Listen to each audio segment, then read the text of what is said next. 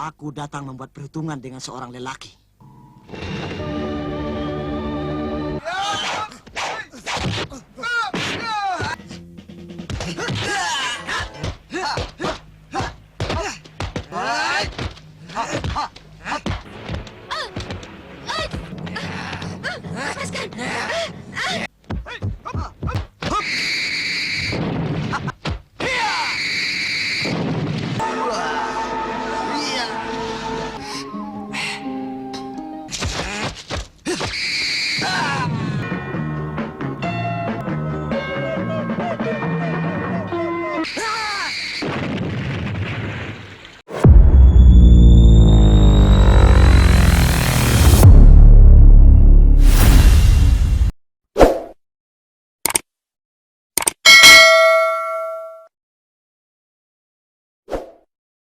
Cerita dibuka dengan pertarungan antara Nyi Kencana menghadapi Braja si tangan maut dari balik semak mengintai pendekar lainnya.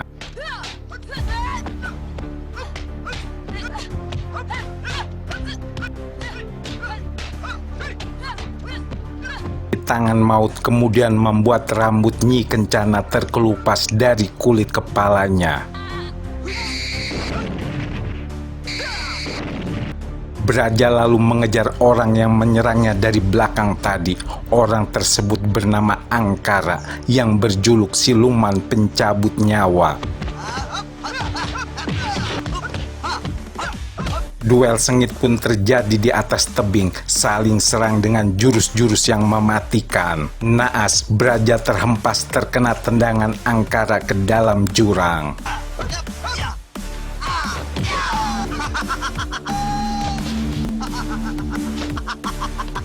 Sementara itu seorang pria tua bersorban melihat dan menemukan Nyi Kencana yang terbaring. Keterlaluan. Astagfirullah.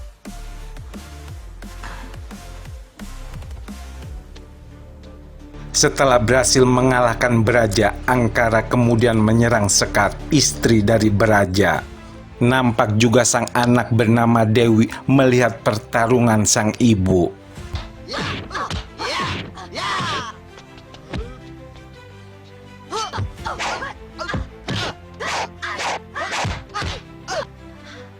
Sekar pun terluka parah terkena hantaman dari ilmu Angkara.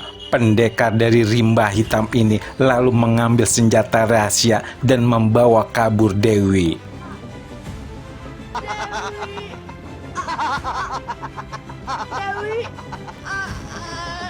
15 tahun kemudian,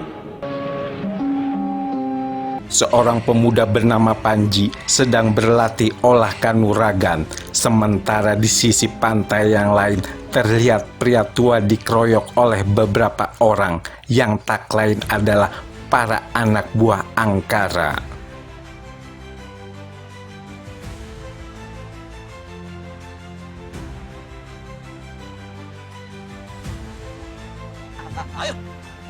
Puspa sang anak lalu menghampiri ayahnya. Nyatanya orang tua tersebut juga ayah dari Panji.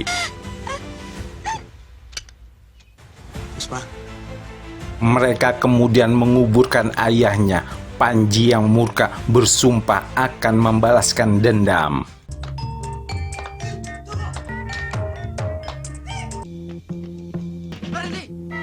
Singkat cerita, Panji menyatroni sarang Angkara. Ia pun harus berjibaku melumpuhkan para anak buahnya.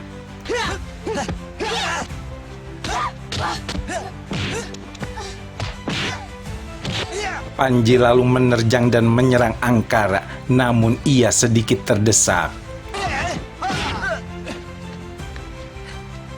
Duel tangan kosong keduanya pun berlangsung dengan seru, saling serang.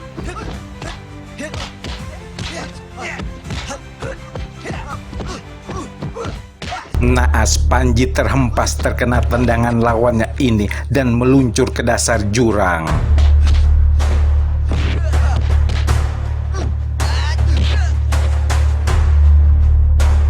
ekor lutung yang menyelamatkannya lalu melesat terbang dan membawa Panji ke sebuah goa.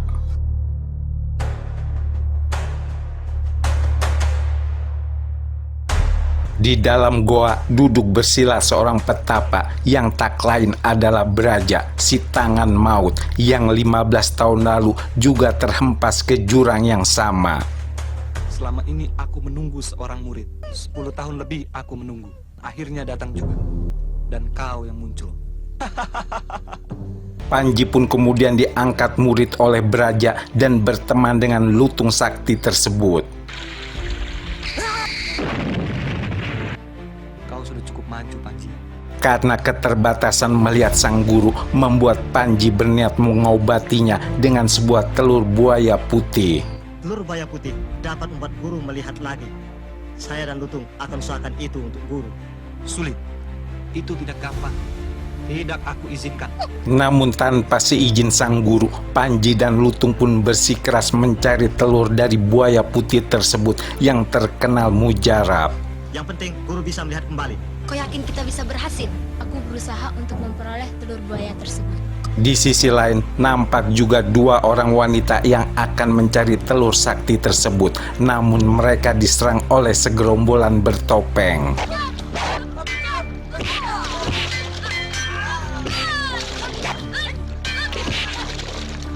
Lutung, cepat ambil telur buaya kerabat itu. Lutung kemudian mendekati tepian sungai.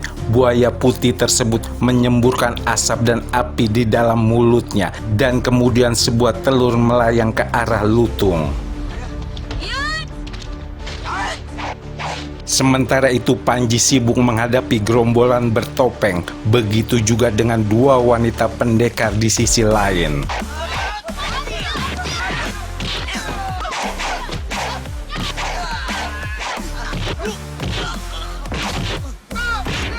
Panji dan Lutung kemudian kembali menuju goa, namun bertemu dengan pria tua bersorban. Assalamualaikum. Waalaikumsalam. Cepat kau pergi duluan, nanti aku menyusul. Pria tua tersebut bernama Ki Senjaya, tokoh putih rimba persilatan, dan berniat mengangkat Panji sebagai muridnya.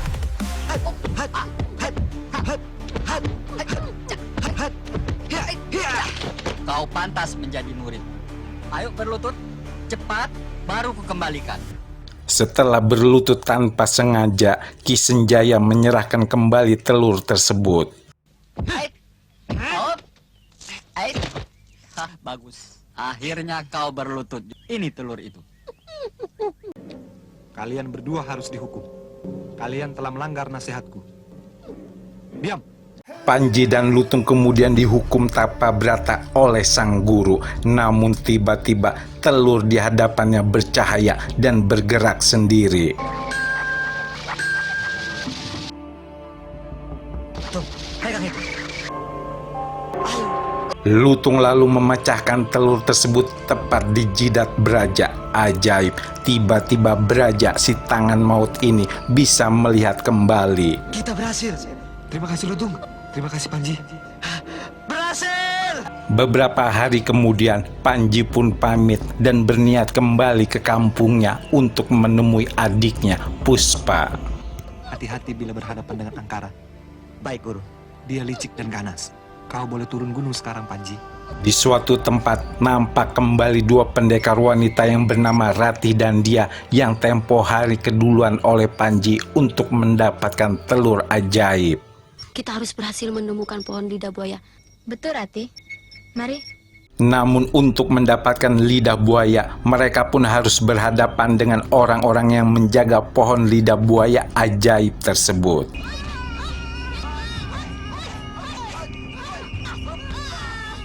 Untungnya Panji lewat dan langsung membantu mereka untuk mendapatkan lidah buaya ajaib untuk kesembuhan guru mereka.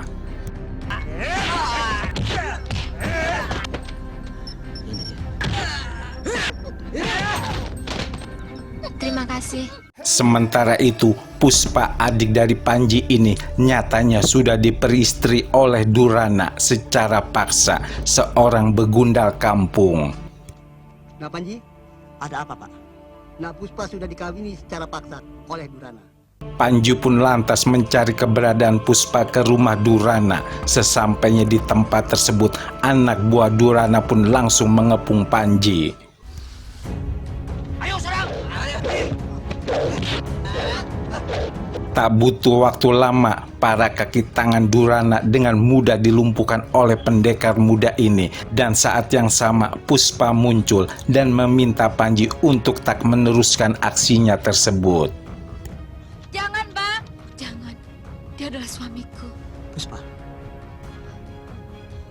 Jauh di sebuah hutan, nampak wanita tua sedang nangkring di atas pohon. Ia adalah Nyi Kencana yang dulu rambutnya dirusak oleh Braja. Kami berhasil, Guru. Seorang pemuda bersama lutung ini yang membantu kami. Rupanya Rati dan dia adalah muridnya yang ditugaskan untuk mencari telur buaya atau daun lidah buaya untuk mengobati kepalanya yang gundul itu. Dia punya hubungan dengan musuh besarku, si tangan maut. Kubunuh kau. Nyi Kencana pun langsung menyerang lutung yang dianggapnya bagian dari si tangan maut, dan hantaman dari ajian saktinya mengenai lutung yang kemudian melesat pergi.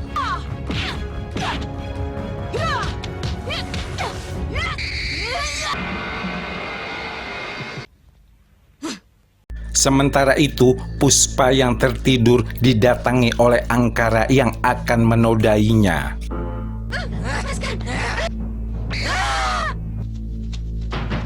Kau benar-benar tega membunuh. Kau telah membunuh semua anak buah Durana. Panji yang merasa tuduhan para warga tersebut tak benar, kemudian kembali mendatangi rumah Durana dan melihat anak buah Durana tergeletak. Puspa, Di tempat terpisah, saat Nyi Kencana sedang melatih kedua muridnya, tiba-tiba sebuah senjata rahasia yang dilemparkan seseorang mengenainya. Wanita tersebut terjungkal dan meregang nyawa.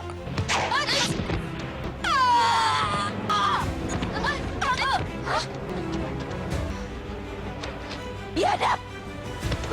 Mengetahui sang guru tewas akibat senjata milik Braja, kedua murid ini lalu menyerang Panji untuk bikin perhitungan.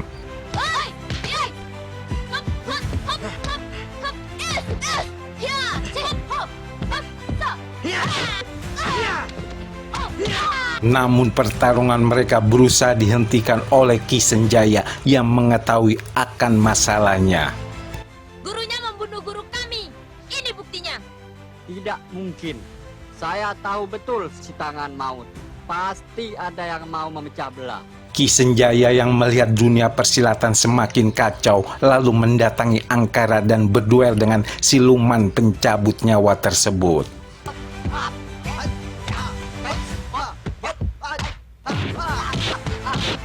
Naas, Ki Senjaya tak mampu menandingi ilmu Angkara. Ia ditemukan tergeletak oleh Panji dengan luka dalam yang parah, lalu membawa pergi gurunya tersebut.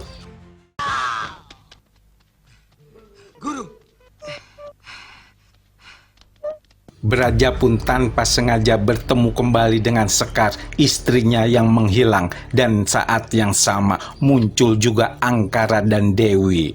Kang Braja, Kenapa kau datang kemari? aku mau melihat anakku. Bagus. Kalian datang lengkap.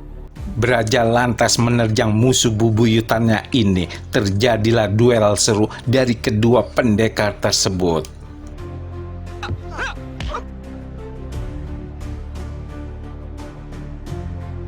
Mereka pun sama-sama mengeluarkan ajian dahsyat yang mematikan.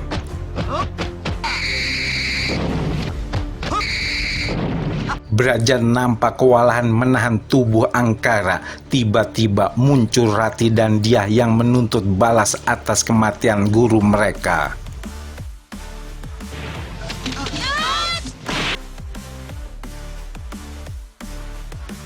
Mendengar suara keributan, Panji lalu melesat dan menghadapi si Angkara yang ilmunya sangat tinggi ini.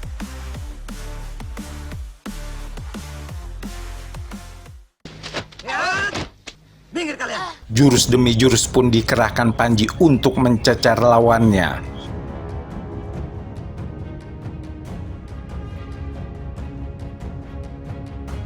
Anji kemudian memakai tasbih sakti milik Ki Sanjaya untuk menghantamkan tubuh Angkara.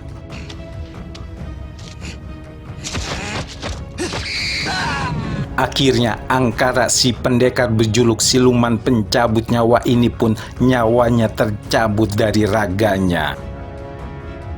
Film pun berakhir. Sampai jumpa di film Indo jadul lainnya. Salam jadul, mantap.